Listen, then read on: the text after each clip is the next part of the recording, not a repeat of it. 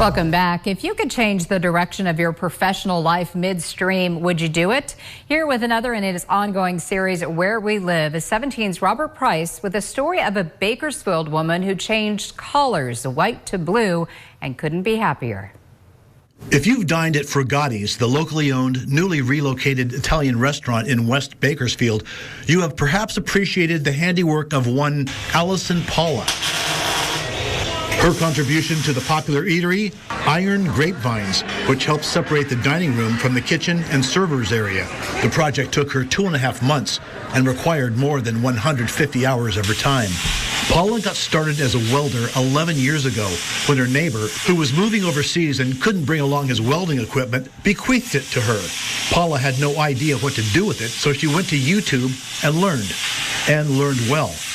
The day she sold her first piece was a breakthrough. Someone bought it. I was surprised. I never expected that I would be able to make something out of metal that someone would love.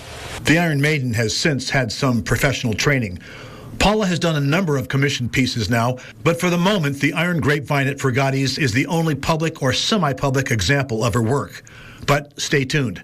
Since rearranging her life to create more space for her hobby-turned-profession, metal sculpture, Paula, who is 44, has opened a door that the world is starting to notice. Paula, who's been an attorney for 20 years, worked for more than a decade as a full-time litigator, so she didn't have much time for her new hobby.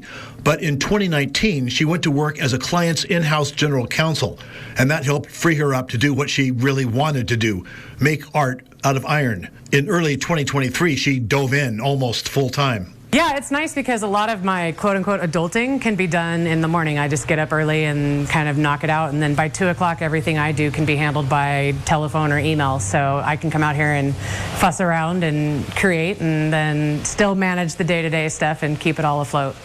Up next for Paula, now that Frugati's is up and thriving, a contract with the city of Wasco, the city of roses. Paula, through her one-woman company, Meraki Metalworks, is welding scores of metal roses for one of 3 public park sculptures. So these are the petals that I hand cut. I don't have a template. I've just been doing it long enough. I know what the general shape is, all different sizes. And then I take those and I bend them and tack them together to kind of start forming a bud. Also underway for Wasco, a kaleidoscope of migratory butterflies and a stand of human-sized flowers. It should all be complete in July. Paula doesn't want to spill the beans on some upcoming projects that aren't quite ready for public disclosure, but she's clearly excited. Stay tuned. I feel like I've been blessed with some incredible opportunities. There's some really cool stuff that's coming down the pipe over the next year or so. Much of Paula's metal art is striking, but welding isn't for everyone, and she knows that. Her midlife transformation has taught her this: if you're restless or unfulfilled, don't be afraid to explore whatever avenues of expression suit your talent, interest, or ambition. If I can inspire one other human being to take a leap of faith and jump into something that maybe they would be otherwise scared to do or had never tried, or maybe they thought they weren't good enough, like, you literally have nothing to lose but time. And I'm so grateful. It took me 44 years to figure out, hey, like, this is what I want to do. But now I've got the next however long to play and create and do my thing. If there are any lessons we can learn from Allison Paula, it's that it's never too late to jump in and try something you've never tried before. In Bakersfield, Robert Price, 17 News. Oh, wow, that is really incredible. Gosh, she's so talented.